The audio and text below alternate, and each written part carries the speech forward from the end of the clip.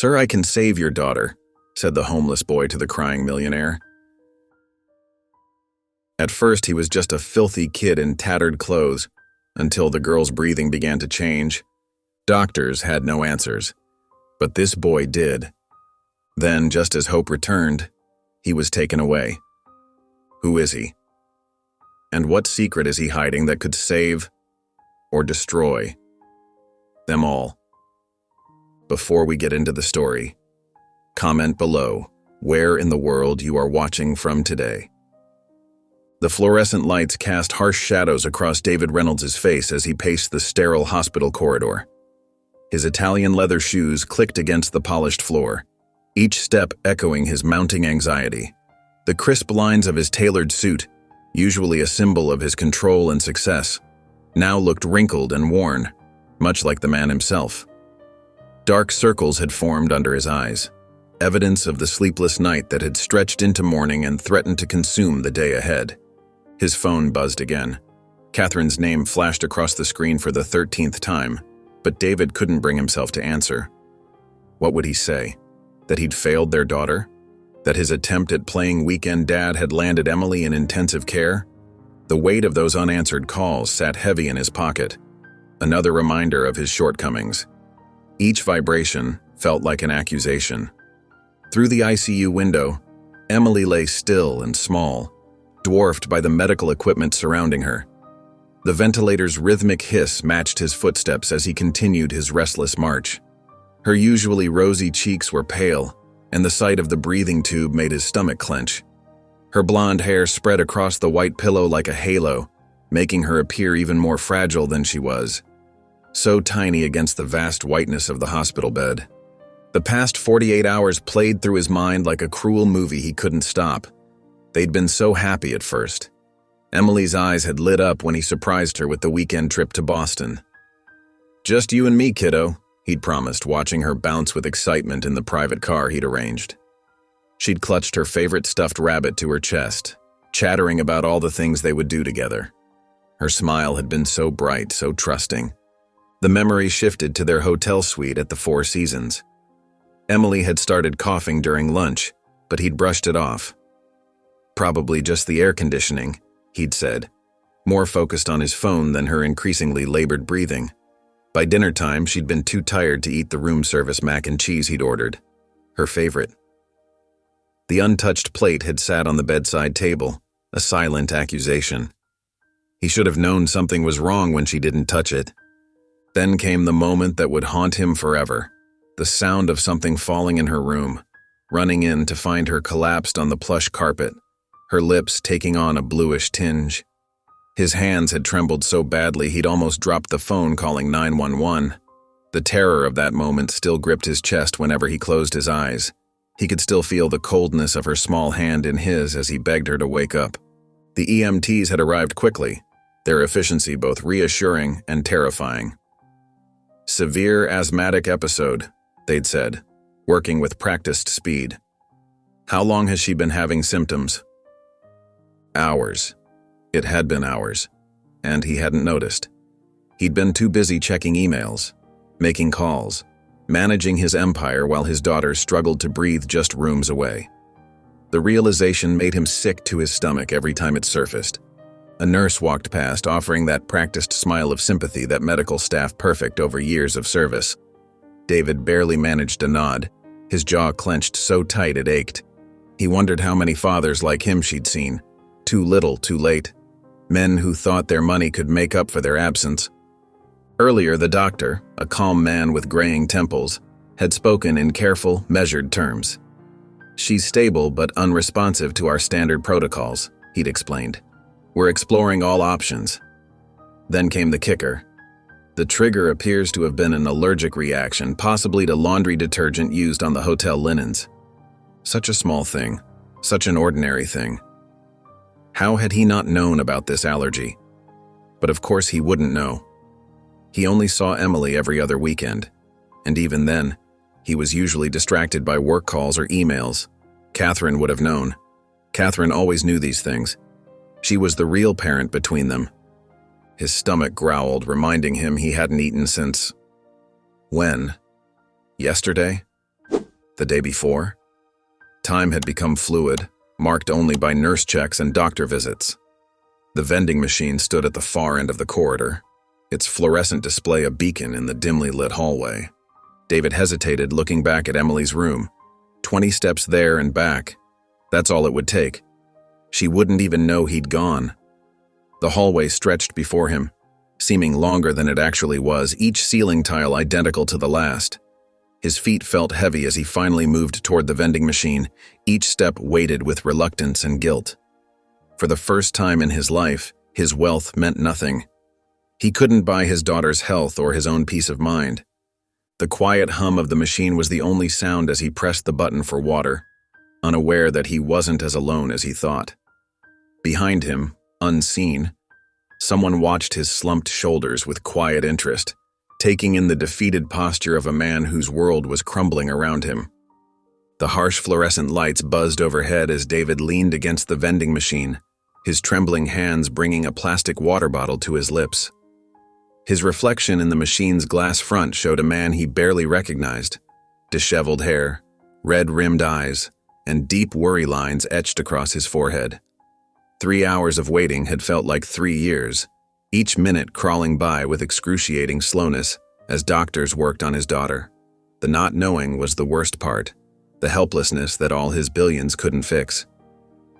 "Sir, I can save your daughter." The voice came so suddenly that David nearly dropped his water bottle. He turned, expecting to see a doctor or nurse, but instead found himself looking down at a young black boy who couldn't have been more than 12. The child's hair stuck out in wild patches, his clothes were worn and dirty, and his sneakers were held together with what looked like electrical tape. A beaten-up backpack, patched with duct tape, hung from one shoulder. The boy's face was thin, but his eyes held an intensity that seemed out of place on someone so young. Eyes that had seen too much, too soon. David's first instinct was to look around for security. At this hour, in this part of Manhattan, a street kid trying to run some kind of scam was the last thing he needed. He took another sip of water, deliberately avoiding eye contact, hoping the boy would get the message and leave. People always understood when David Reynolds wanted them gone. "I mean it," the boy continued, his voice steady and unexpectedly calm. "My grandma used to help people when they couldn't breathe. Eucalyptus, tapping, singing. I swear it works. I've seen it with my own eyes." There was no begging in his tone, just certainty. Something in the boy's tone made David look at him again. There was no hint of deception in those eyes, just an unsettling intensity that made David uncomfortable. No child should look so serious, so determined. No child should be wandering hospital corridors alone at night. "I'm Malik," the boy said, reaching into his backpack. "Just let me show you—" "Listen," David cut him off, his voice sharp with exhaustion and stress. "I don't know how you got in here, but I'm not interested in whatever you're selling. Go bother someone else." The words came out harsher than he'd intended, but his nerves were frayed to breaking point. His daughter's life hung in the balance, and here was this kid with folk remedies. A security guard walked past, glancing at them both before continuing his rounds without comment. David expected the boy to scatter, but Malik stood his ground, pulling out a small bundle wrapped in tissue paper, his small hands handling it with surprising care, like it was something precious. "It's eucalyptus," Malik explained, holding it out. 5 minutes, that's all I'm asking. What if it works? What if I can help her when nobody else can?" His voice dropped lower. "What have you got to lose?" David felt his patience snap. "Go. Bother. Someone. Else." Each word came out like ice, the tone he usually reserved for firing employees or shutting down hostile takeover attempts. The tone that never failed to make grown men shrink away, that cleared boardrooms and ended arguments. But Malik didn't flinch. Instead, he walked calmly to a nearby bench and sat down, his eyes never leaving David's face. The defiance in his posture was unmistakable, shoulders squared despite his small frame. He placed the bundle carefully on his lap, waiting. David's hand twitched toward his phone, hovering over the hospital's security number. One call would remove this problem. But something held him back. Maybe it was exhaustion or desperation, or the strange steadiness in Malik's gaze that seemed to see right through him, past the expensive suit to the terrified father beneath. Turning away abruptly, David started walking back toward the ICU wing, his expensive shoes clicking against the linoleum. At the end of the corridor, he paused, glancing back over his shoulder, half expecting the boy to have disappeared like some strange hallucination born of stress and fear. Malik hadn't moved an inch. He sat perfectly still on the bench, watching David with that same unwavering stare. He didn't speak, didn't gesture, didn't try to follow, but his presence felt like a weight in the air, impossible to ignore, like a question that demanded an answer, like a lifeline David wasn't ready to grab. The first rays of morning sunlight crept through the hospital windows, casting long shadows across the sterile corridor. Malik hadn't moved from his spot on the bench for hours, his small frame hunched but alert despite his obvious exhaustion.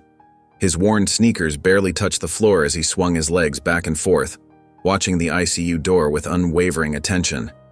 Every time someone walked past, his eyes followed them, hoping for news. Any news at all. The night had been endless, filled with the quiet hum of machines and occasional hurried footsteps of medical staff rushing to emergencies elsewhere in the building. Nurse Sandra emerged from Emily's room, her experienced eyes scanning the clipboard in her hands with concern. Her gray-streaked hair was pulled back in a neat bun, and despite working the overnight shift, her scrubs remained crisp and professional. The dark circles under her eyes were the only indication of her fatigue. She paused to make a note, her pen moving quickly across the page. As she looked up, Malik approached her carefully, like a stray cat unsure of its welcome, his movements cautious but determined. His heart pounded in his chest, but his resolve remained firm. "Please," he said, his words tumbling out in a rush. "I know you probably won't believe me, but I can help that little girl in there. My grandma taught me how. She used to heal people who couldn't breathe right. I've been watching and I know what's wrong." His fingers twisted nervously at the hem of his worn t-shirt as he spoke. Sandra's eyebrows lifted, but something in the boy's earnest face made her pause instead of dismissing him outright. There was a certainty in his eyes that didn't match his ragged clothes. She tilted her head slightly, considering him with professional curiosity. Malik continued, his voice growing stronger, more confident with each word. "It's all about rhythm and breathing, tapping on the chest in special places, using eucalyptus oil, and helping them find their breath again. I've seen it work. I know it sounds crazy, but..." His voice cracked slightly, revealing the vulnerability beneath his determination. "I can't just sit here and not try, not when I know I could make a difference." He stood straighter now, his chin lifted with a quiet dignity that seemed far beyond his years. Sandra studied him for a long moment, her years of medical experience warring with the genuine desperation in the boy's eyes. She glanced at Emily's latest readings on the clipboard, then at David slumped in his chair, defeat written in every line of his body. The man who could buy anything couldn't purchase what mattered most right now, his daughter's health. The conventional treatments were failing, and Sandra had been a nurse long enough to know when medicine had reached its limits. Making a decision, she walked over to David. "Mr. Reynolds," she said softly, "I know this sounds unorthodox, but this young man says he might be able to help Emily." She held up a hand as David started to protest, his tired eyes flashing with instant rejection. "He's not asking for money, and frankly, the conventional treatments aren't having the effect we hoped for. Sometimes medicine needs to be open to different approaches." Her voice carried the quiet authority of someone who had seen both miracles and tragedies in equal measure. David looked up, his face haggard from hours of worry. His eyes darted between Sandra and Malik, who stood quietly across the room, holding his gaze steady. There was something in the boy's stance, a quiet confidence that seemed out of place with his youth. David's fingers gripped the armrests of his chair, knuckles white with tension and indecision. "5 minutes," David finally growled, running a hand through his disheveled hair. "That's it. And if anything seems wrong." The threat hung in the air, unfinished, but clear. His protective instinct battled with desperate hope, leaving him exhausted and conflicted. "I'll be monitoring the entire time," Sandra assured him, her calm voice a counterpoint to David's tension. She turned to Malik. "First, young man, we need to get you cleaned up. Hospital protocol." Her smile was gentle but professional, offering neither judgment nor false promises. She led Malik to a staff washroom, providing him with fresh scrubs that dwarfed his small frame, the sleeves hanging well past his wrists. The blue fabric pooled around his ankles, making him look even younger. He washed his hands thoroughly, following Sandra's instructions with careful precision, scrubbing under his nails and between his fingers. Then he splashed water on his face, washing away the grime of the streets.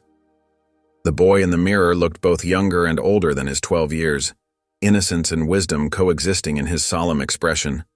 For a moment, he thought of his mother and what she would say if she could see him now. When they returned to the ICU, Sandra had already made the necessary arrangements. She'd explained the situation to her colleagues, ensuring they understood she would be present throughout the attempt. Some had raised eyebrows, but none challenged her judgment. Malik clutched his small bundle of eucalyptus, wrapped carefully in tissue paper, as they approached Emily's room. The sharp, medicinal scent mingled with the hospital's antiseptic smell. His fingers trembled slightly, but his steps were deliberate and focused. At the threshold, Malik paused, taking in the sight of the unconscious 8-year-old girl surrounded by beeping machines. Her small chest rose and fell mechanically with the ventilator's rhythm. Her skin looked almost translucent against the white sheets, her blonde hair spread across the pillow like a halo. He walked to her bedside with slow, measured steps, his expression filled with quiet concern and an unexpected tenderness. The weight of what he was about to attempt settled on his shoulders. Gently, he reached for Emily's pale hand, his dark fingers wrapping carefully around hers as if she might break. The contrast between their skin tones was stark, yet somehow perfect in its simplicity. Leaning close to her ear, his voice barely above a whisper, he said, "Just breathe with me, okay? I'm here to help you find your way back." The monitors continued their steady beeping as tension filled the air around them, David watching with suspicious hope, and Sandra standing ready, her experienced eyes missing nothing. In that moment, the vast differences between them all, age, race, wealth, status, seemed to fade away, leaving only the shared humanity of trying to save a child's life. The ICU room held its breath. The steady hum of medical equipment created a mechanical backdrop as Malik settled into the chair beside Emily's bed. Her small body looked even tinier against the expanse of white hospital sheets, tubes, and wires snaking around her like vines. The ventilator continued its rhythmic hissing, pushing air into her struggling lungs, the sound both reassuring and terrifying in its necessity.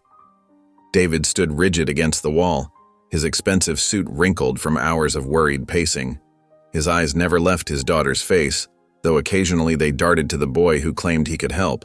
Doubt and desperate hope warred across his features. Nurse Sandra positioned herself near the monitors, her experienced hands ready to intervene if needed, her face a mask of professional concern hiding her own curiosity. Malik closed his eyes for a moment, centering himself. When he opened them, there was a calm certainty in his movements that belied his 12 years.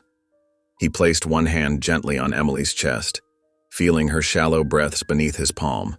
With his other hand, he lifted a white napkin containing dried eucalyptus leaves, waving it slowly near her face, releasing their sharp medicinal scent into the sterile hospital air. Then he began to tap.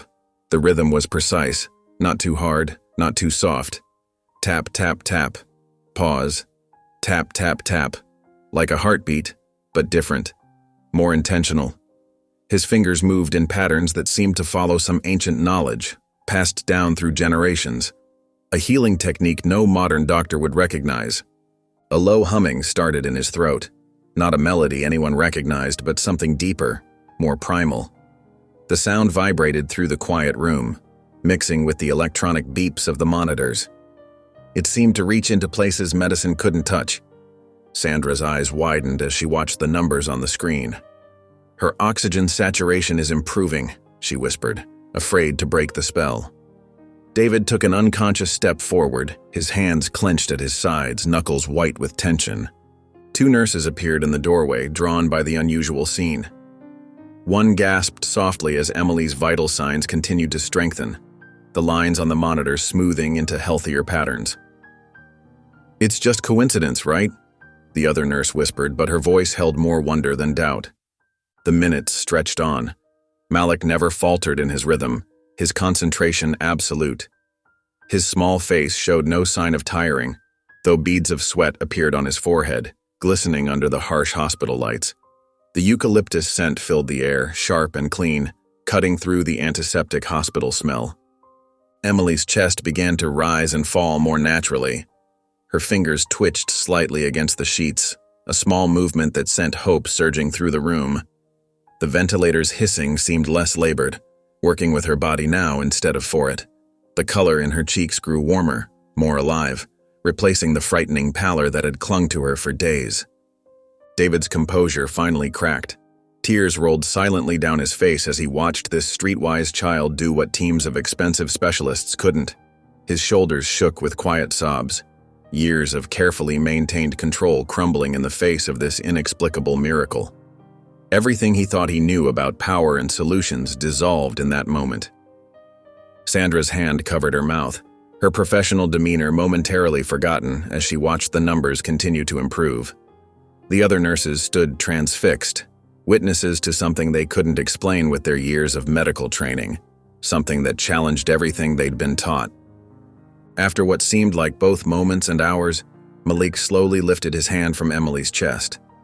The room held perfectly still, as if afraid the slightest movement might undo what had just happened. He turned to look at David, his eyes tired but bright with a wisdom far beyond his years. "Told you she just needed someone to believe in her lungs," he said, his voice small and almost shy. David's jaw tightened, his tear-streaked face a mask of complex emotions as something fundamental shifted in his understanding of the world. In that moment, the distance between billionaire and homeless boy vanished, replaced by something neither could yet name. The morning sun filtered through the hospital's windows, casting long shadows across the family lounge. David Reynolds slumped into a worn leather chair, his suit jacket discarded, tie loosened, and shirt sleeves rolled up. His hands trembled slightly as he ran them through his disheveled hair. Across from him, Malik sat cross-legged in borrowed blue hospital scrubs that were slightly too big, methodically eating from a breakfast tray.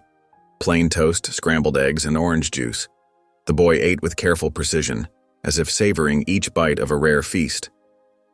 "I don't know how to," David started, his voice hoarse from exhaustion. "What you did in there." The words caught in his throat, the enormity of what he'd witnessed still impossible to process. Malik looked up from his breakfast, shrugging with a casualness that seemed at odds with the miracle they'd just witnessed. "She's not done healing yet," he said simply, taking another careful bite of toast.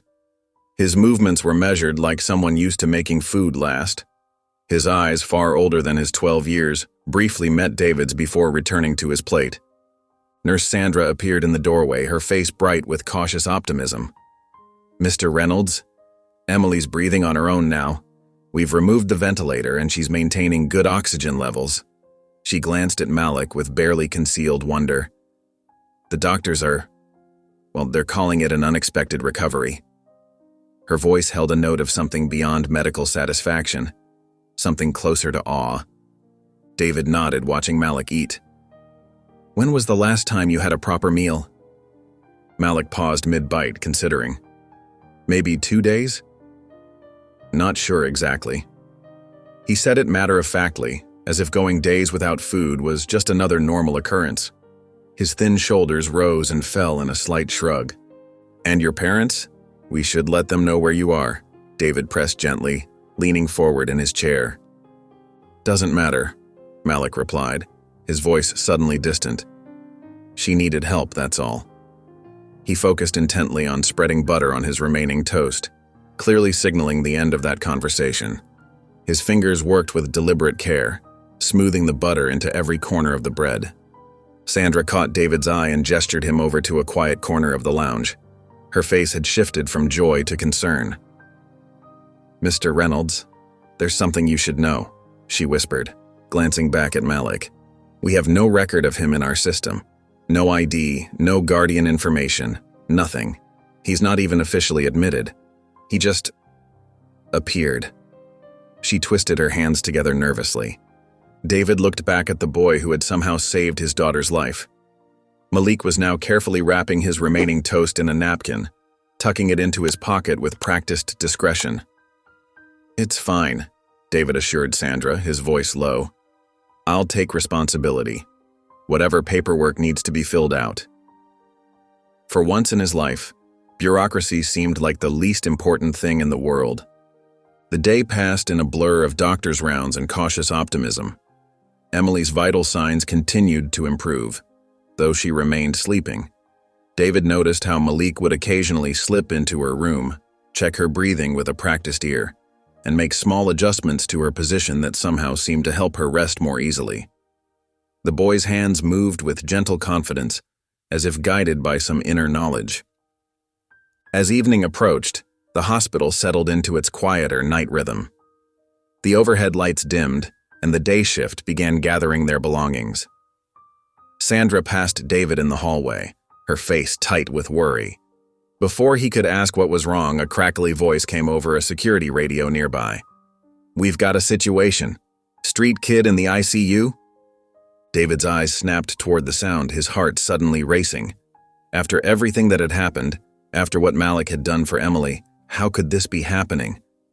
A cold fear gripped him, not for himself, but for the boy who had worked a miracle when all his money and power had failed. The fluorescent lights buzzed overhead as David paced the ICU corridor, his expensive shoes clicking against the linoleum floor like an anxious metronome. Two security officers in dark uniforms stood near the entrance, their faces impassive and professional, while a stern-faced hospital administrator in a perfectly pressed blazer consulted with a social worker who carried a thick manila folder bulging with paperwork. "This is ridiculous," David's voice echoed through the hallway, bouncing off the sterile walls. "I'm telling you, he saved my daughter's life. I saw it with my own eyes. I'll take full responsibility for whatever happens." The administrator, a woman with graying hair pulled into a tight bun and wire-rimmed glasses perched on her nose, shook her head firmly. "Mr. Reynolds, I understand your concern, but we have strict protocols regarding minors in critical care areas. Without proper documentation or guardian consent—" "I'll be his guardian," David interrupted, his face flushing red with frustration. "Right now. Today. I'll sign whatever paperwork you need. Just let him stay with Emily." Malik sat quietly on a nearby chair, his borrowed scrubs hanging loosely from his small frame, making him look even younger than his 12 years. His face showed no surprise or anger at the unfolding scene, just quiet acceptance, like someone who'd seen this particular movie too many times before. The social worker stepped forward, her voice gentle but firm as she clutched her folder closer. "Sir, it's not that simple. We have no record of this child in our system. No ID, no family contacts, nothing. We need to follow proper channels to ensure everyone's protection." Nurse Sandra stood at her station, gripping her clipboard so tight her knuckles turned white beneath her skin.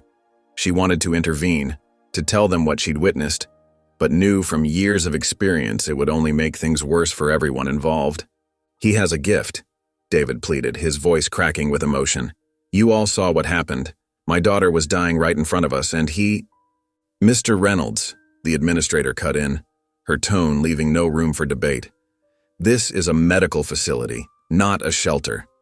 We cannot allow unauthorized individuals to perform unknown treatments on critical patients. It would be negligent and potentially dangerous." The security guards moved forward in unison, flanking Malik like sentries. One of them placed a large hand on the boy's bony shoulder. "Come on, kid. Time to go. Let's not make this difficult." Malik stood without resistance, his old backpack clutched against his chest like a shield.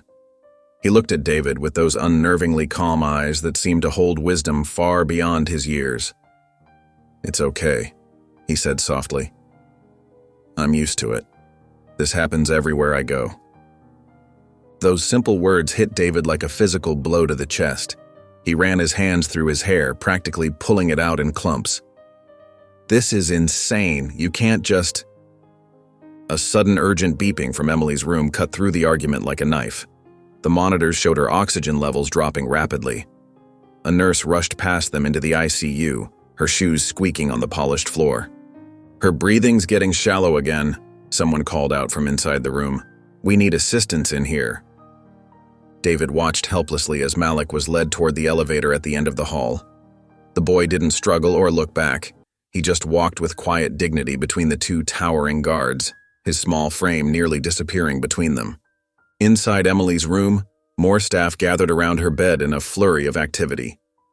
The ventilator's rhythmic whoosh grew louder and more insistent as they adjusted settings and checked tubes. Sandra hurried in to help, shooting David a worried glance as she passed, her eyes communicating what words couldn't. David stood frozen in the hallway, his daughter's declining vitals beeping in his ears like a countdown timer, watching as Malik disappeared around the corner. His fists clenched and unclenched at his sides, powerless for perhaps the first time in his adult life. "I let him go," he whispered, the words barely audible over the sound of the ventilator and the urgent voices of medical staff trying to stabilize his daughter once again. In that moment, he felt the weight of a terrible mistake pressing down on his shoulders. The morning sun filtered through the tall windows of the hospital's executive boardroom, casting long shadows across the polished mahogany table. David Reynolds burst through the double doors, his tie loose and his eyes fierce with determination. The board members, dressed in their pristine suits and formal attire, jumped at his sudden entrance. Several coffee cups rattled against saucers as the room tensed with unexpected energy. "What is the meaning of—" the board chairman began, but David cut him off by slapping a thick folder onto the table with a resounding thud that made several members flinch. $20 million, David said, his voice sharp and clear, echoing off the walls of the silent room. "That's what my foundation promised this hospital last quarter. Bring him back or I pull my funding. All of it." His jaw clenched as he stared down each face around the table. The room fell silent. You could hear the soft tick of the wall clock counting seconds. The chief legal counsel, a thin man with wire-rimmed glasses and a perpetual frown, cleared his throat. "Mr. Reynolds, if you're referring to the unauthorized minor from last night—" "His name is Malik," David interrupted, leaning forward with both palms flat on the table. "And he did what your entire medical staff couldn't do. He helped my daughter breathe again." His hands moved to grip the back of an empty chair until his knuckles turned white. "You want headlines about a billionaire's daughter dying because you threw out the one person helping her? Because I guarantee that's exactly what you'll get." The board members exchanged nervous glances, shifting uncomfortably in their leather chairs. One of them, a woman in her 60s with silver hair and a pearl necklace, whispered something urgently to the chairman behind her hand. "Mr. Reynolds," the chairman said carefully, smoothing his tie, "we understand your position, but there are protocols." "To hell with your protocols," David's voice boomed, causing a young assistant in the corner to nearly drop her tablet. "My daughter's oxygen levels dropped the moment you removed him. You want liability? I'll take it. You want supervision? Done. But I'm not leaving this room until you agree to bring him back." He crossed his arms, planting his feet firmly on the polished floor. The chief legal counsel pulled out a leather portfolio with the hospital's embossed logo. "If we were to consider this unusual arrangement, there would need to be strict conditions." His tone suggested he was already drafting contingency plans in his head. "Name them," David said without hesitation, pulling out a chair and sitting down, ready for battle. Over the next hour, terms were laid out in excruciating detail. Malik would be given a supervised room in the pediatric wing, with cameras and regular staff check-ins. David would need to sign extensive liability waivers releasing the hospital from any potential claims. Daily meetings with a hospital liaison would be mandatory to assess the situation. The boy would need proper medical screening for communicable diseases, and security protocols would be put in place to monitor his movements within the facility. David signed every document they placed in front of him, his pen moving swiftly across each page without a second glance. The board watched in stunned silence as this typically shrewd businessman, known for negotiating every comma and clause, agreed to their every demand without question or hesitation.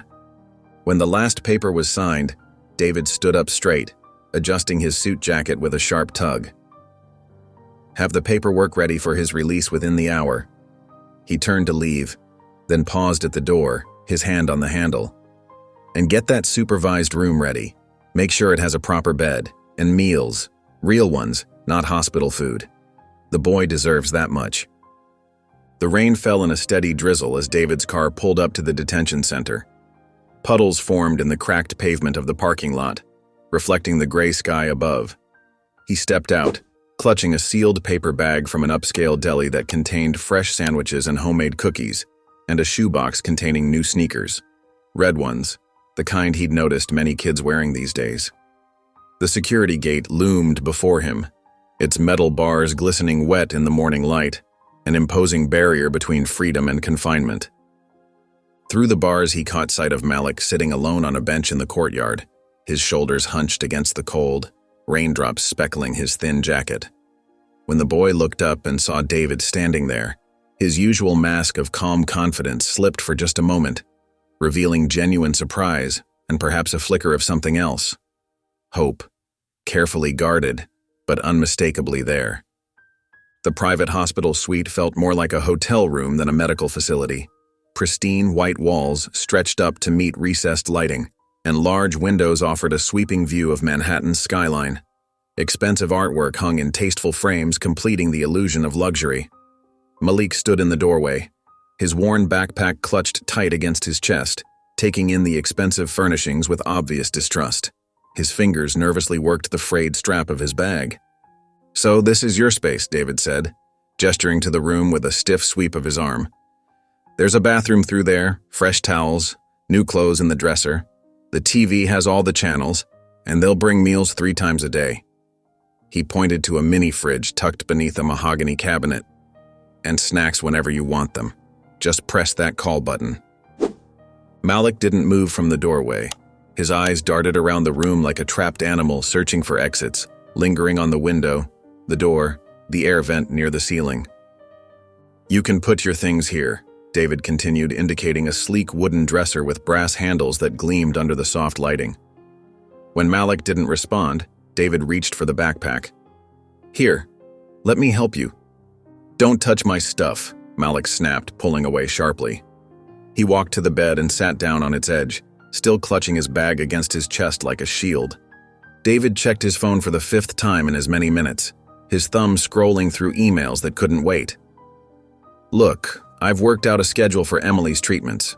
We'll start at 9 a.m., break for lunch at—" "That's not how it works," Malik interrupted, his voice quiet but firm. "She needs me when she needs me. You don't plan breath like a meeting. It doesn't follow your calendar." "There needs to be structure," David insisted, his tone clipped. "The hospital has protocols." "Protocols?" Malik laughed bitterly, the sound hollow in the pristine room. "Is that why you're still wearing that suit? To follow protocol while your daughter can barely breathe? Does your tie help her lungs work better?" David's jaw tightened, a muscle twitching along his temple. "You know, a little gratitude wouldn't hurt. I pulled a lot of strings to get you this room, to get you back here at all. Do you have any idea what this is costing me?" "I didn't ask for any of this," Malik shot back, his knuckles whitening around the backpack straps. "I was fine before."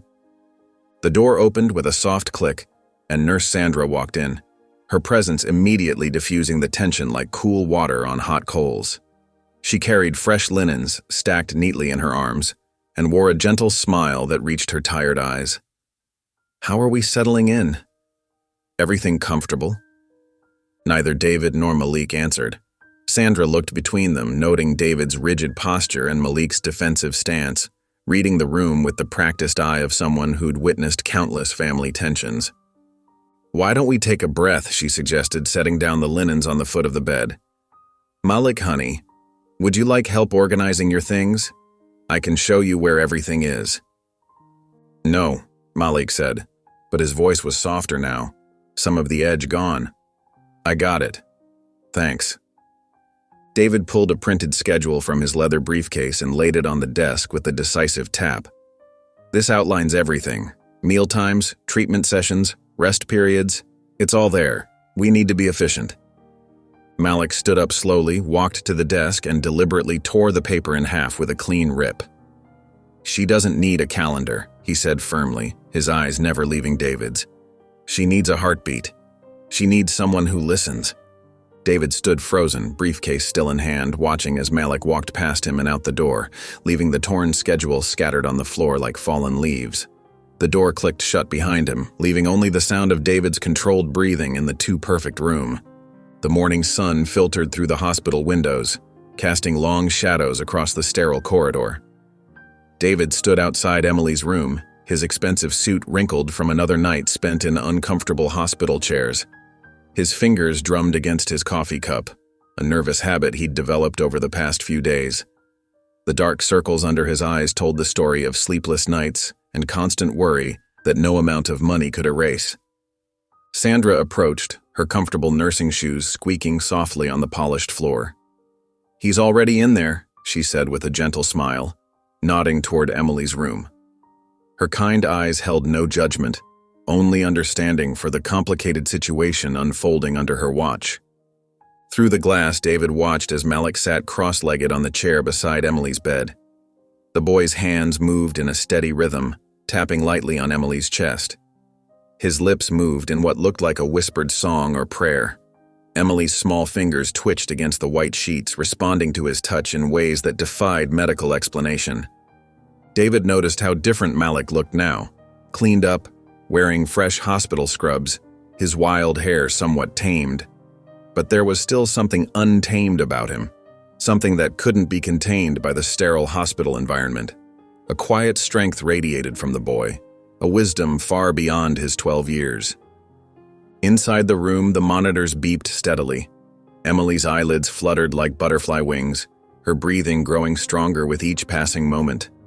Malik's smile widened as he continued his gentle tapping, his concentration never breaking. "Come on, breathe like trees, remember?" Malik whispered, his voice carrying a warmth that seemed to fill the room. Strong and slow, reaching up to the sky. The ancient wisdom in his words flowed between them like an invisible current. Emily's eyes opened slowly, adjusting to the light. Though she didn't speak, her hand reached out, searching until it found Malik's. Her fingers curled around his, holding on with surprising strength for a child who had been so desperately ill just hours before. David entered the room, his expensive shoes clicking against the floor. "Thank you," he managed to say, the words feeling stiff and formal in his mouth. Malik just shrugged, never taking his eyes off Emily, the connection between them almost tangible in the morning light. "Hey, sweetheart," David said, moving closer to the bed. "Daddy's here." His voice cracked slightly, betraying the emotion he fought to control. But Emily's attention remained fixed on Malik, her head turning away from her father's voice to watch the boy who had brought her back. Her eyes held complete trust, the kind of connection David hadn't seen from her in years, maybe ever. It was a bond formed in crisis, stronger than blood or wealth could create. Sandra stood in the doorway watching the scene unfold. Her experienced eyes took in every detail, the way Emily clung to Malik's hand, the hurt in David's expression, the protective way Malik positioned himself between father and daughter. After decades of nursing, she recognized the healing that went beyond medicine. David retreated to the window, his reflection stark against the morning light. The city stretched out below, a maze of buildings and streets that suddenly seemed meaningless compared to the gulf between him and his daughter. His whispered words barely disturbed the air. When did I stop being her father? The question hung in the room, unanswered, while the steady beep of monitors marked time's passage and Emily's strengthening heartbeat. In that moment, all of David's billions couldn't buy what Malik had freely given, a second chance. Catherine Reynolds' heels clicked sharply against the hospital floor as she marched toward the nurse's station, her designer luggage rolling behind her. Dark circles under her eyes betrayed her exhaustion, but her spine remained straight, her chin lifted with determination. Her silk blouse and tailored pants looked pristine despite her overnight flight from Chicago, as if her perfect appearance could somehow control the chaos she'd flown into. "I need to see my daughter immediately," she demanded, her voice cutting through the quiet morning bustle. "Emily Reynolds, Room 342. Each word was clipped, precise, leaving no room for argument. Sandra looked up from her computer, maintaining her professional calm. "Ma'am, there are protocols we need to follow." "I've been on a plane for hours while my daughter was fighting for her life," Catherine interrupted, her hands gripping the counter so tightly her knuckles whitened. "I'm her mother. I need to see her now." The tremor in her voice betrayed the fear beneath her commanding exterior. Sandra stood up slowly, her expression softening. "Mrs. Reynolds, Emily is doing much better. She's stable and awake, thanks largely to—" "Awake?" Catherine's eyes widened, genuine surprise breaking through her controlled facade. "David didn't tell me she was awake." A flash of hurt crossed her face before hardening into anger. "Yes, she woke up this morning. There's been significant improvement, mainly due to the help of a young boy named Malik. He's been using some alternative breathing techniques that—" Catherine didn't wait for Sandra to finish. She strode down the hallway, her luggage forgotten at the nurse's station, the rapid click of her heels marking her determined pace. When she reached Emily's room, she pushed the door open and froze, the sight before her stopping her cold. Emily sat propped up in bed, her pale face brightened by a small smile. Beside her sat a barefoot boy in oversized hospital scrubs, his wild hair uncombed, demonstrating something with his hands. Emily let out a soft laugh, the first real laugh anyone had heard from her in days, the sound both beautiful and strange in the sterile hospital room. Catherine's face flushed red. She grabbed David's arm and yanked him into the hallway, her manicured nails digging into his sleeve. "Who is that child?" she hissed, her voice low but sharp as a blade. David straightened his jacket, his jaw tightening. "His name is Malik. He's been helping Emily." He spoke with a new certainty that seemed to surprise even himself. "Helping? You let a homeless boy touch our daughter?" Catherine's voice rose, indignation making each word quiver. "Is this what parenting looks like now? Outsourcing it to the streets? Have you completely lost your mind?" "Lower your voice," David warned, glancing toward Emily's room, protective in a way Catherine had rarely seen. "Don't you dare tell me to lower my voice. Our daughter nearly died, and I find her with some random—" "He's the reason she's still breathing," David cut in, his tone sharp but controlled. When nothing else worked, when the doctors were running out of options, Malik helped her. He knew exactly what to do. The conviction in his voice was unmistakable. Catherine laughed bitterly. "Oh, that's perfect. Typical David Reynolds. Throw money at a problem instead of actually being there emotionally. Hire someone else to do the caring." Her words were designed to wound, to find the old vulnerabilities. "That's not fair and you know it." David's voice cracked slightly. "I was here. Where were you?" The question hung between them, loaded with years of resentment. "In Chicago running my company, because someone had to keep working after you decided to blow up our marriage." Her words echoed down the hallway, making a passing nurse glance their way nervously. Their voices echoed down the hallway until Catherine stepped toward Emily's room again, her intention clear in her rigid posture. But when she reached for the door handle, Emily's voice drifted out. "Don't go," she whispered to Malik, gripping his hand, her small fingers wrapped around his darker ones. Catherine's hand fell away from the door as if burned. She looked through the window at her daughter, then back at Malik, her eyes narrow with suspicion and something deeper. Fear, perhaps, of being replaced. The tension hung thick in the air as she stepped back, temporarily defeated, but clearly not finished with this battle. Her shoulders straightened as she gathered herself, a woman accustomed to winning, now facing an opponent she hadn't expected. The city lights twinkled like scattered diamonds against the dark velvet of night, casting a soft glow through the large hospital window. Emily sat propped up in her bed, her small face illuminated by the urban constellation below. Beside her, Malik perched cross-legged in the chair that had become his regular spot, his hospital scrubs now looking more lived-in than borrowed, the fabric softened from days of continuous wear. David lingered in the doorway, his silhouette barely visible in the dimmed corridor lights. He'd loosened his tie hours ago, but still wore his suit like armor, the expensive fabric a barrier between himself and the raw emotions of the room. "Do you know any constellations?" Emily asked, her voice stronger than it had been in days. Her fingers traced patterns on the window glass, leaving small smudges that caught the light, tiny fingerprint galaxies of their own. Malik's face softened into a smile. "Nah, but I made up my own." He leaned forward, pointing toward the cityscape. "See those 3 bright ones there? That's the dancing lady. And that cluster over there? That's the magic door." Emily giggled softly, the sound like wind chimes in the quiet room. "Those aren't real constellations." "Sure they are," Malik insisted, his voice warm with memory. "My mom and I used to make them up all the time. We called them wish stars. She said every light out there holds somebody's dream, especially the dreams of people who feel forgotten." Emily's eyes widened. "Really?" "Yeah. Here, try this." Malik demonstrated a gentle breathing exercise, his shoulders rising and falling in a steady rhythm. "Pretend you're blowing the stars to sleep, in through your nose, out through your mouth, like you're sending them sweet dreams." Emily followed his lead, her chest rising and falling steadily. After a few breaths, her expression grew serious, shadows crossing her young face. "When I couldn't breathe before, I was so scared. I wanted to call Mom and Dad, but nothing would come out."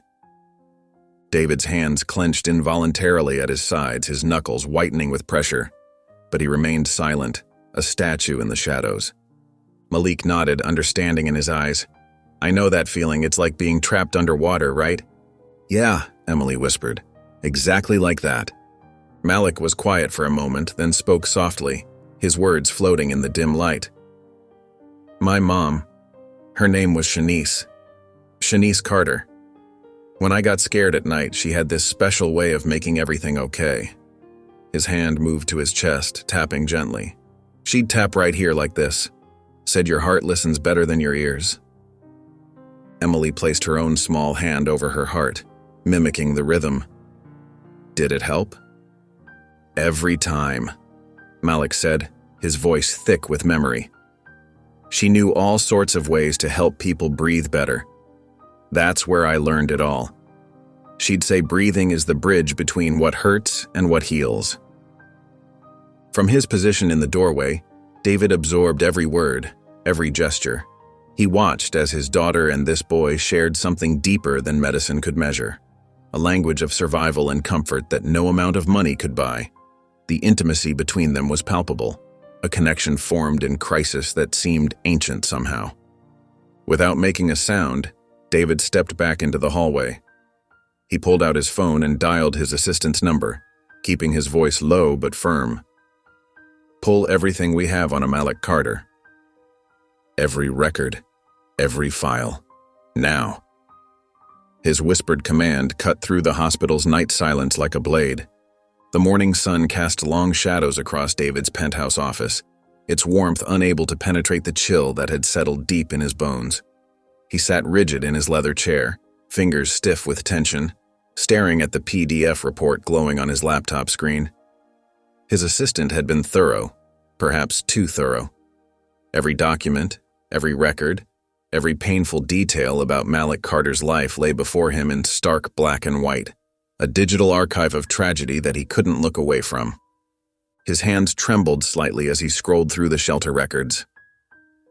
Malik had been in and out of temporary housing since his mother's death, never staying in one place for more than a few weeks.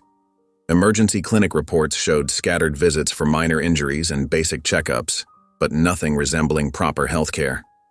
But it was the death certificate that made David's stomach turn, the words burning into his vision.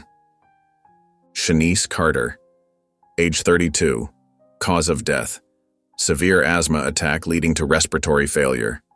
Time of death, 10:17 p.m. David's throat tightened as he read the hospital records.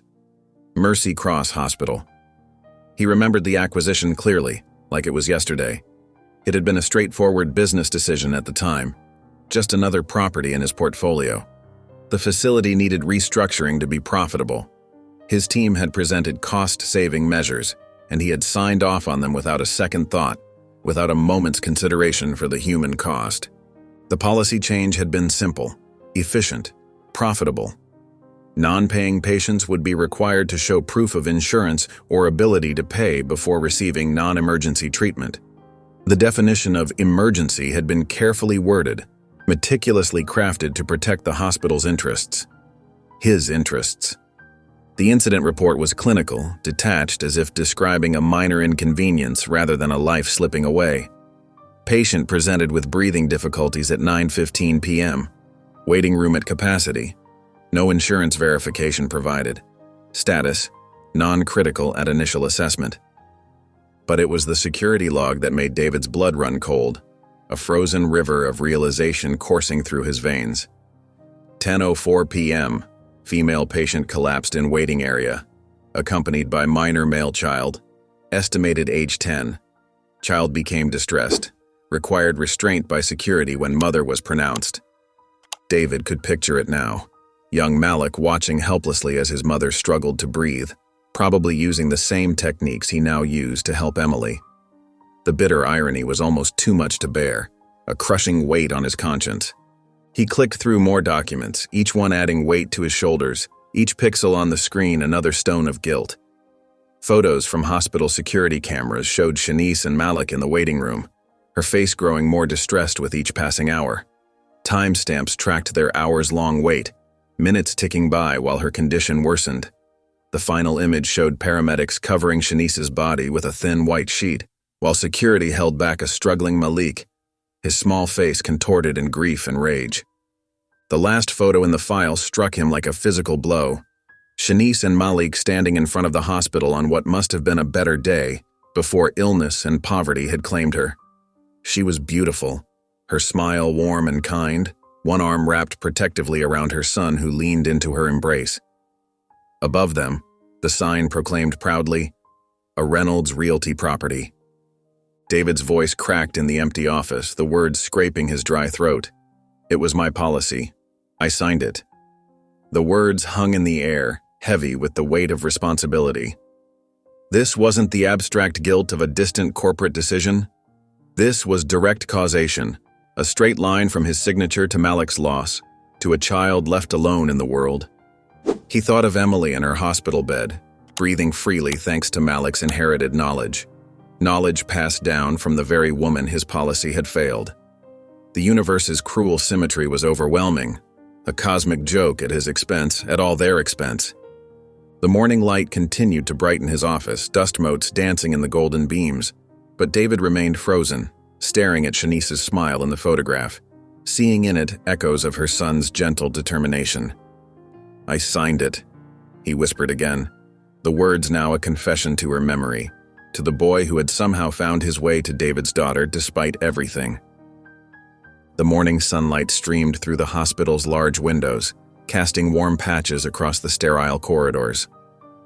David Reynolds walked slowly through the cafeteria line, carefully selecting items for 2 breakfast trays. He chose fresh fruit, yogurt, warm oatmeal, and chocolate milk, foods that might appeal to both a young boy and his daughter. His movements were deliberate, almost mechanical, as if each simple action required intense focus. The billionaire who normally delegated such tasks to assistants now found himself studying nutrition labels with newfound attention. Nurse Sandra watched him from her station as he passed by, noting how his usual commanding presence had shifted to something more subdued. His designer suit was still impeccable, but his shoulders carried a visible weight. The confident stride that once parted crowds now seemed hesitant, uncertain. "You all right?" she asked, genuine concern in her voice. Her eyes, kind behind practical glasses, searched his face. David paused, balancing the 2 trays. "Not yet," he replied softly, the words hanging heavy in the air. Something in his tone suggested this was the most honest answer he'd given anyone in years. When he reached Malik's room, the boy was sitting cross-legged on his bed, staring out the window. David cleared his throat gently, and Malik turned, surprise flickering across his face at the sight of the breakfast tray. His wary eyes darted between the food and the man. "Thought you might be hungry," David said, placing the tray on the bedside table. Malik reached for it with hesitation, as if expecting conditions to be attached to this kindness. His fingers hovered momentarily before committing. Thanks, Malik muttered, not meeting David's eyes but already spooning oatmeal into his mouth. The silence between them felt different now, less hostile, more contemplative. The boy ate with the careful efficiency of someone who knew hunger too well. "Do you need anything else?" David asked, his voice carefully neutral. "Clean clothes? Books, maybe?" He shifted his weight, uncomfortable with the unfamiliar territory of offering rather than demanding. Malik's spoon paused halfway to his mouth. He looked up at David, really looked at him for the first time that morning. "I've never had someone ask me that and mean it," he said quietly. The simple truth in his words cut deeper than any accusation. They made their way to Emily's room together, David carrying the second tray. Emily sat propped up against her pillows, surrounded by crayons and paper. Her face brightened when she saw them both, her pale cheeks flushing with color. "Daddy! Magic boy!" she called out, holding up a drawing with pride. The picture showed 3 figures standing under a bright blue sky. A little girl in a purple dress, a boy with wild hair, and a tall man in a suit. They were all holding hands, smiling stick figure smiles. The son in her picture had a beaming face watching over them all. Malik took the drawing first, studying it with unusual intensity. Then, without a word, he handed it to David. "She said it's us," he explained simply. His voice betrayed no emotion, but his fingers lingered on the paper a moment too long. David's throat constricted as he looked at the crayon family portrait. His daughter had drawn them together, as if it were the most natural thing in the world. The innocence of it, the simple acceptance in those crayon lines made his chest ache with both hope and shame. In her world, they already belonged together. He carefully folded the drawing and placed it in his coat pocket, right next to his heart. The weight of it felt heavier than any contract he'd ever signed. His fingertips pressed against the paper, as if trying to absorb its simple truth. As he walked away from Emily's room, his whispered words were barely audible. "I don't deserve this. But maybe he does." The statement hung in the air behind him, a quiet confession from a man who had built empires but was only now learning the true measure of wealth. In the sterile hospital hallway, something fundamental was shifting beneath his polished exterior. The afternoon sun bathed the hospital's rooftop garden in golden light. Potted plants and climbing vines created a peaceful oasis above the busy streets below. Emily's small hand gripped Malik's as they made their way slowly through the garden path, her hospital gown replaced with soft pink pajamas. Her steps were careful but steady, marking real progress in her recovery. A butterfly fluttered past, catching her attention for a moment before disappearing over the edge of the roof. David followed a few paces behind, watching their synchronized movements. Emily's dark curls bounced slightly with each step, while Malik matched his pace perfectly to hers. The boy's protective instinct was obvious in the way he positioned himself, ready to catch her if she stumbled. David noticed how Malik's eyes constantly scanned the path ahead, clearing tiny pebbles with the toe of his sneaker before Emily reached them. They reached a wooden bench surrounded by bright yellow daisies and purple petunias.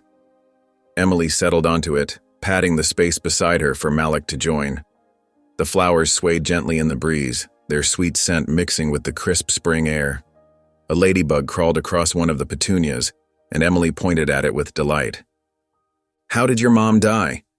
Emily's question came suddenly, innocent but direct in the way only children can manage.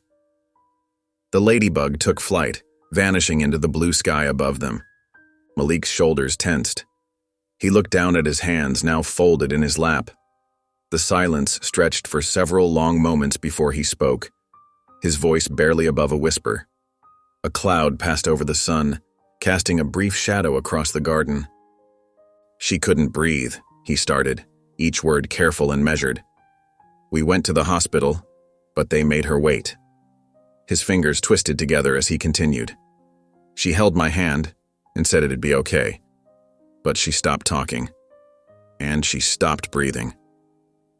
His last words hung in the air like a fragile glass ornament that might shatter at any moment. David sat rigid on a nearby bench, every muscle in his body tense. Tears welled in his eyes as he listened to Malik's account. The same tragedy he'd read about in clinical reports now made devastatingly human through a child's voice. His hands gripped the edge of the bench so tightly his knuckles turned white. Emily wrapped her arms around Malik in a tight hug. No words, just the pure comfort of human connection. Malik's usual tough exterior cracked slightly as he leaned into her embrace.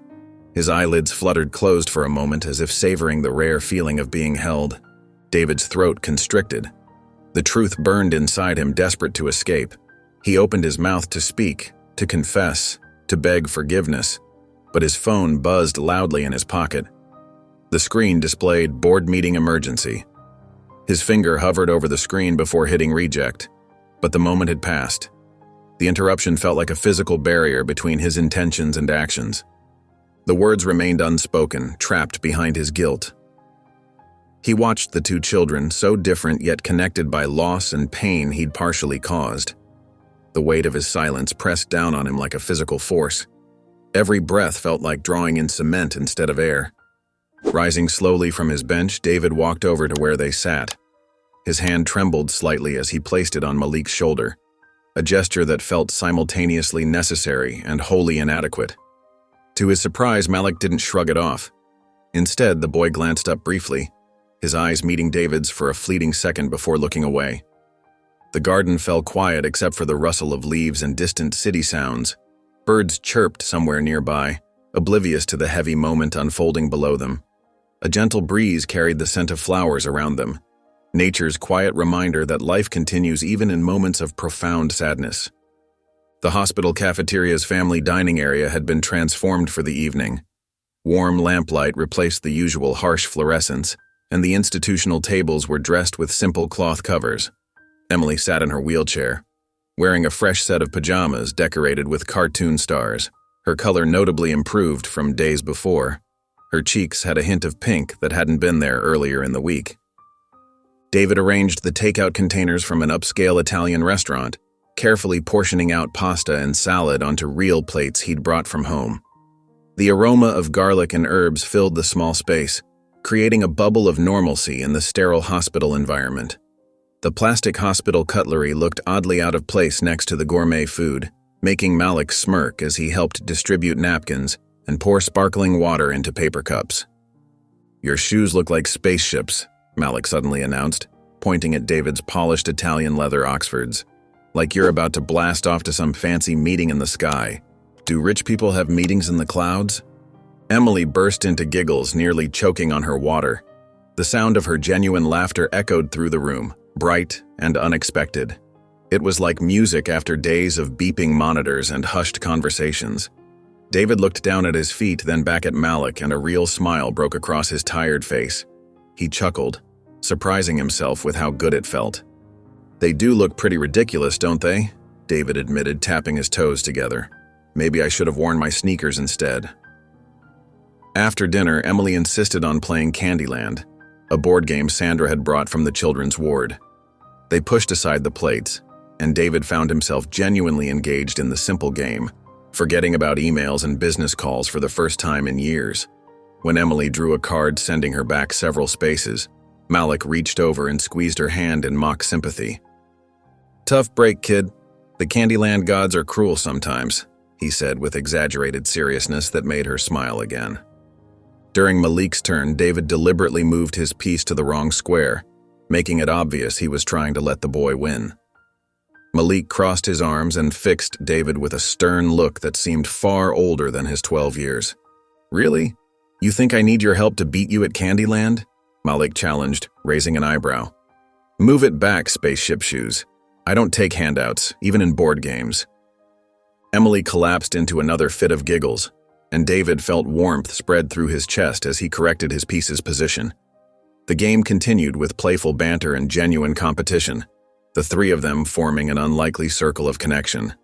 In the doorway, Catherine appeared silently, designer handbag still on her shoulder and car keys dangling from her manicured fingers. She stood watching the scene unfold, her ex-husband, their daughter, and this mysterious boy who'd somehow become central to their lives. Her expression remained carefully neutral as she observed their easy interaction, though her eyes lingered thoughtfully on Malik. Emily had started calling Malik Magic Boy throughout the evening, the nickname falling naturally from her lips whenever she addressed him. "Magic Boy, it's your turn," and "Can you pass the bread, Magic Boy?" Each time she said it, Malik's eyes softened just slightly, the hard edges of his street-smart persona melting away. As the night drew to a close, a nurse arrived to take Emily back to her room. She turned in her wheelchair toward Malik, her eyes bright despite her tiredness. "You feel like home," she said simply, reaching for his hand one last time. The words hung in the air, profound in their childlike honesty. Malik stood by the window after she left, looking up at the few visible stars that managed to shine through New York's light pollution. His reflection ghosted against the glass, framed by the city lights below. "You'd like this, Mama," he whispered, so quietly no one else could hear. "I think I'm helping someone, like you always wanted." For the first time since arriving at the hospital, his smile reached his eyes, untouched by the shadow of loss that usually accompanied it. David stood in the hospital lobby, his phone held at arm's length for a video call. The morning sun streamed through the tall windows, casting long shadows across the polished floor. On his screen, his executive assistant looked bewildered, her perfectly styled hair and crisp blazer a stark contrast to David's disheveled appearance. "Sir, this is the Forbes Leadership Summit.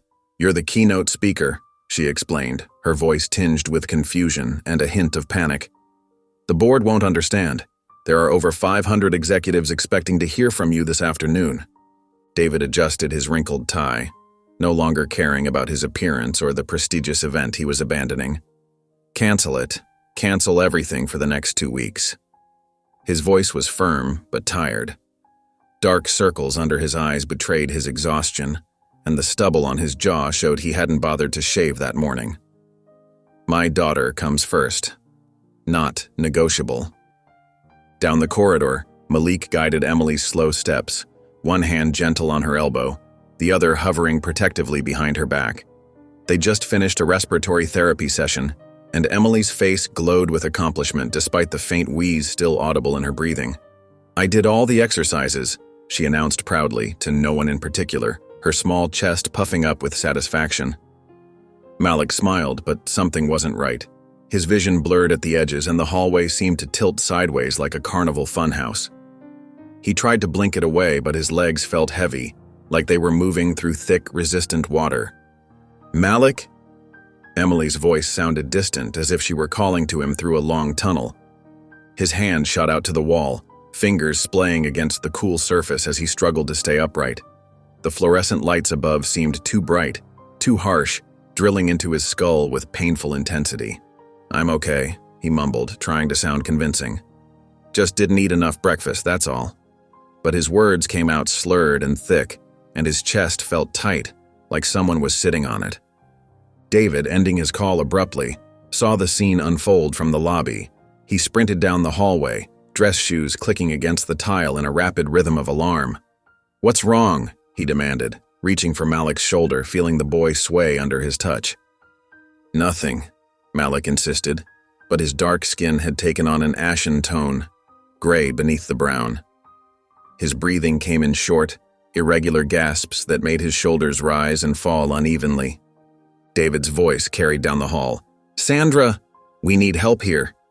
The urgency in his tone turned heads throughout the corridor. Sandra appeared within moments, her experienced hands already reaching for Malik's wrist to check his pulse. She guided him to a nearby chair, while another nurse brought over a portable vital signs monitor, efficiently attaching the blood pressure cuff and pulse oximeter. "Blood pressure's low," Sandra muttered, frowning at the readings. "Temperature 100.2. Oxygen saturation only 92%. She pressed her stethoscope to his chest, listening intently, her expression growing more concerned with each passing second. "Heart rhythm's irregular. Not dangerously so, but definitely not normal for a boy his age." Emily watched from her wheelchair, her small hands gripping the armrests so tightly her knuckles turned white. "Is Magic Boy sick?" Her voice trembled with worry for the person who had helped her so much. David knelt beside her, squeezing her hand. "The doctors will figure it out, sweetheart." But his jaw was clenched tight with worry, and a muscle twitched near his temple. The billionaire who controlled everything suddenly felt helpless. Sandra was already on the phone with the attending physician, her voice calm but insistent. "We need a complete blood workup, CBC, metabolic panel, cardiac enzymes." She turned to David, lowering her voice. "This isn't simple exhaustion, something else is going on. Has he mentioned any symptoms to you?" Malik sat quietly through it all, his usual defiance replaced by a tired resignation that seemed out of place on his young face. When they helped him onto a gurney, he didn't protest or make a sarcastic comment. His eyes met David's briefly, and for the first time David saw fear there, raw and unguarded. That evening, Malik lay in a hospital bed of his own, monitors beeping softly in the darkness. David sat in the chair beside him, his laptop forgotten on the floor, emails unanswered. The roles had reversed. Now Malik was the patient and David the worried guardian keeping vigil. His phone lit up with Sandra's incoming text. "Labs ordered. Results in morning. Doctor suspects possible infection or exhaustion-induced arrhythmia." David's fingers moved quickly over the screen. "Order a full cardiac panel. Stat money is no object. I want the best cardiologist on call." He paused, then added, "Thank you, Sandra." The morning sun cast long shadows through the hospital windows as Dr. Lin entered Malik's room. Her white coat rustled softly as she approached the bed where Malik lay sleeping, his chest rising and falling in an uneven rhythm. David and Sandra stood nearby, their faces tense with worry, the weight of uncertainty hanging heavy in the sterile air. "I've reviewed all the tests," Dr. Lin began in a hushed tone, glancing at her tablet. "There's a congenital defect in his heart. It's been made worse by long-term malnutrition and stress." She pulled up several images on her screen, showing them the problem areas, dark spots and irregular shapes where there should have been healthy tissue. David's shoulders stiffened. "What does that mean for him?" His voice cracked slightly, betraying the fear beneath his controlled exterior. His fingers curled into tight fists at his sides, knuckles turning white. Dr. Lin's expression remained professionally composed, but her eyes held genuine concern. "Without surgery, his condition will continue to deteriorate. Given the severity and his current state, we're looking at a very short timeline. Possibly a month, maybe less if his heart destabilizes." She touched the screen, enlarging an image that made both adults wince. Sandra placed a steadying hand on David's arm. "What are our options?" Her calm voice belied the worry lines deepening around her eyes. "He needs immediate surgical intervention," Dr. Lin explained. "We'll either need to transfer him to a specialized cardiac center or bring in a surgical team. Given his condition, I'd recommend the latter. Moving him carries its own risks." She tucked the tablet against her chest, giving them a moment to process the gravity of the situation. The conversation paused as Catherine appeared in the doorway, her designer handbag clutched tightly against her chest like a shield. She'd caught enough to understand, and her face paled visibly, lips parting in silent distress. "How much will it cost?" David asked, already reaching for his phone, the familiar motion of solving problems with money providing momentary comfort. "That's not the primary concern right now," Dr. Lin replied, gently pushing his phone hand down. "We need to focus on finding the right surgical team and getting authorization for emergency intervention." Emily, who had been wheeled in by a nurse, listened from the doorway. Her small voice cut through the tension. "Can he die like his mom did?" Her fingers twisted anxiously in the thin hospital blanket covering her legs. The room fell silent. David's throat tightened as he looked at his daughter's tear-filled eyes. Catherine moved to Emily's side, stroking her hair gently, unable to find words of reassurance. "We're going to do everything we can, Doctor," Lynn assured them, but her expression remained grave.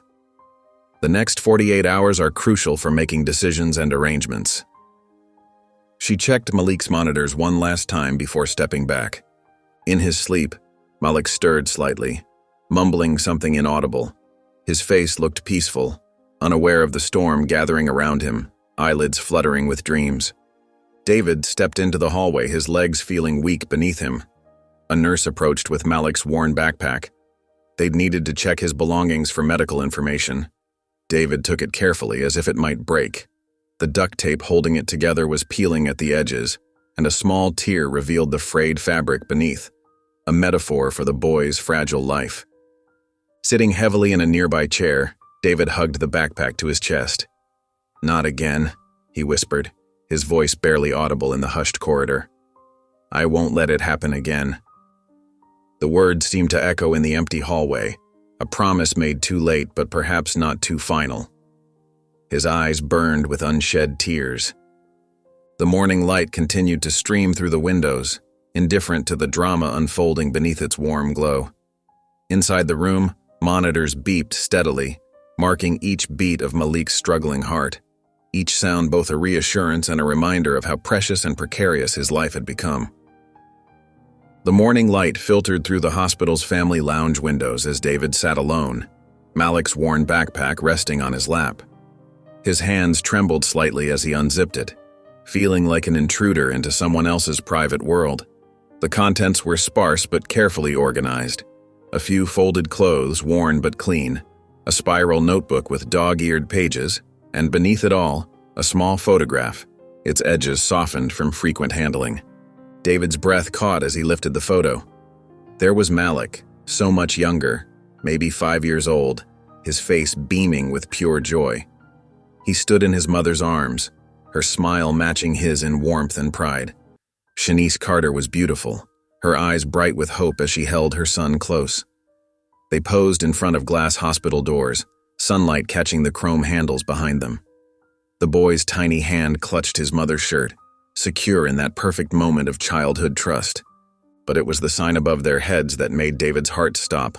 Mercy Cross, a Reynolds Realty property. The familiar corporate logo stood stark against the building's facade. David's fingers went numb. This was the same hospital where Shanice would later die, waiting for care that never came. The connection hit him like a physical blow, knocking the air from his lungs. With shaking hands, he turned the photo over. Faded blue marker spelled out, "Malik's first day at Mama's new job." The words struck him like hammers against glass. She had worked there. She had believed in the place. She had trusted the system, his system. Her pride in that new beginning was captured forever in ink that had outlasted her life. David slumped back in his chair, the truth crushing him. The policy changes he'd implemented, the cost-cutting measures he'd approved with barely a second thought, they hadn't just failed Malik's mother as a patient. They had failed her as an employee, someone who had given her trust to the institution he owned. Someone who had smiled for a photo, full of hope for her future and her son's. The magnitude of it overwhelmed him. His chest felt tight as memories flooded back. Board meetings where they discussed streamlining emergency services, spreadsheets showing projected savings, signatures on documents that valued profit over people. He had built that system piece by calculated piece. Each decision made from the safe distance of boardrooms and luxury offices, never seeing the faces of those affected. In the quiet lounge, David's carefully maintained composure cracked. Tears spilled down his cheeks as he stared at the happy faces in the photograph. This wasn't just about one tragic night in an emergency room. His decisions had betrayed Shanice's faith long before that final evening. He had failed Malik not once, but over and over, in ways he was only now beginning to understand. The weight of responsibility settled on him, impossible to shift or deny. "I stole your mother," he whispered to the empty room, his voice rough with emotion. "And you saved my daughter." The words hung in the air, heavy with the weight of truth. He traced Shanice's face with a trembling finger, wishing impossibly that he could reach back through time. The photo trembled in his grip as silent sobs shook his shoulders.